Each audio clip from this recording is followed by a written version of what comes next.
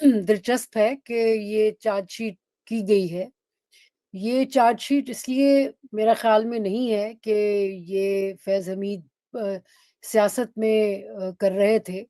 آپ یہ دیکھیں نا کہ اس سے پہلے لیفٹیننٹ جنرل اسد درانی جو ہے وہ کیا کر رہے تھے, کہ بی بی کی حکومت جو ہے اس کو گرانا 1990 کی, اور ان کے خلاف الیکشن میں پیسے کھلانا, مطلب کہ وہ کم سیاست تھی. بات یہ نہیں کہ یہ سیاست میں انوالو تھے, بات یہ تھی کہ یہ ایک پرسنل جو ایک جھگڑا ہے عمران خان کا اور آرمی چیف کا, کرنٹ آرمی چیف کا, اس میں جو ہے ان پہ الزام لگا ہے کہ یہ اس میں اس سیاست میں یہ ایک پارٹی یعنی کہ آرمی چیف کے خلاف تھے. اب یہ غور کریں کہ یہ جو آئی ایس پی آر نے ایشو کی ہے اپنی پریس سٹیٹمنٹ, اس میں کہا گیا ہے کہ ان پہ الزام لگا ہے صرف مئی 9 میں انوالومنٹ نہیں بلکہ مئی 9 اور دوسرے, اور مطلب یہ کہ مئی 9 کے علاوہ جو ہے ان پہ جو لگتا ہے وہ یہی ہے کہ وہ مسلسل مئی 9 اگر کامیاب نہیں بھی ہوا تو اس کے علاوہ بھی وہ شامل تھے, یا ان پہ الزام ہے کہ وہ اور بھی ایکٹیویٹیز میں شامل تھے اور اس سلسلے میں ہوا ہے. تو بات یہ ہے کہ یہ ایک خیال میں عکاسی کرتی ہے کہ فوج جس طرح آہستہ آہستہ پولیٹیسائز ہوتی جا رہی ہے اور ہسٹوریکلی پولیٹیسائز ہوئی ہے, تو اس میں اب آ کے ان کے اپنے اوپر یہ گرا ہے یہ سارا اس کا, کہ اب آپس میں بھی ان کے جھگڑے شروع ہو گئے, اور یہ جو کورٹ مارشل ہے یہ اس کی عکاسی کرتا ہے. اچھا, لیکن سیاسی طور پر کیا میسیجنگ ہے رضا, کیا تحریک انصاف اور عمران خان کے لیے آج یہ جو خبر ہے یہ معنی بھی رکھتی ہے, اور کیا کچھ ان کو ڈیمیج کر سکتا ہے؟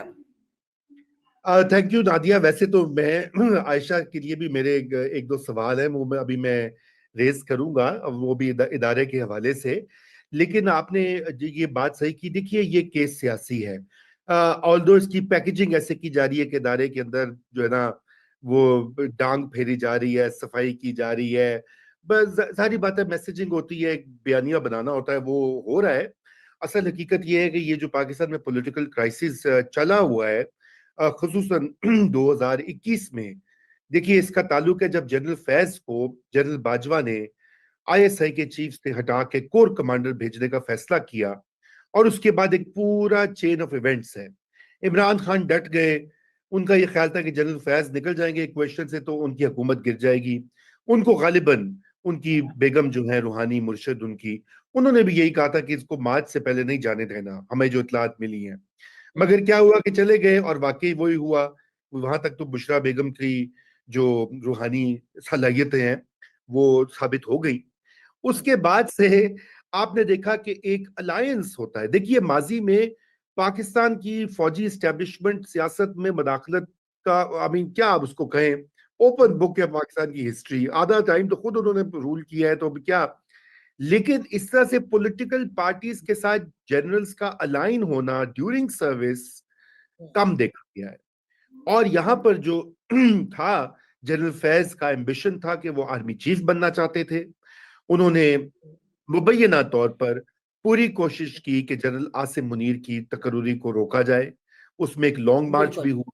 اب یہ جو انویسٹیگیشن ہو رہی ہے اس میں وہی دیکھا جا رہا ہے کہ بھی کس حد تک یہ وہ کام کر رہے تھے, اور پھر ریٹائرمنٹ کے بعد بھی جو یہ 9 مئی کا واقعہ ہے یا دیگر ان کی کمیونیکیشنز ہیں ود پولیٹیکل ایکٹرز جو کہ پی ٹی آئی ہے بیسکلی, وہ کیا کس حد تک ملک میں جو پولیٹیکل کرائسس کو ہوا دے رہے تھے. میرے خیال سے یہ چیز جو ہے وہ زیر بحث ہے.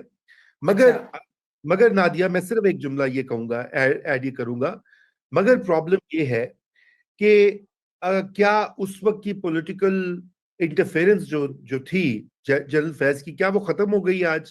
یا تو آج کی جھنٹا کہے نا کہ دیکھو جو فیض کر رہا تھا ہم تو یہ کام بالکل نہیں کر رہے, ہم نے تو اپنے ہاتھ دھو لیے ہیں, ہم بیرکس میں چلے گئے ہیں, اب let parliament let politicians decide. اب ایسا بھی نہیں ہے, کیونکہ اگر ایسا ہوتا تو پھر تو اس کی بات اور بنتی. یہی وجہ ہے کہ یہ ٹرائل بھی बहुत मुतनाज़ा हुआ है। आपने अभी तक देखा है फॉर एग्जाम्पल कि पीटीआई की तरफ से जिस तरह से हमदर्दी का इजहार हो रहा है, गुस्सा हो रहा है, वो कह रहे हैं जी अच्छा अब तो तुम लोगों का भी एहतसाब होगा।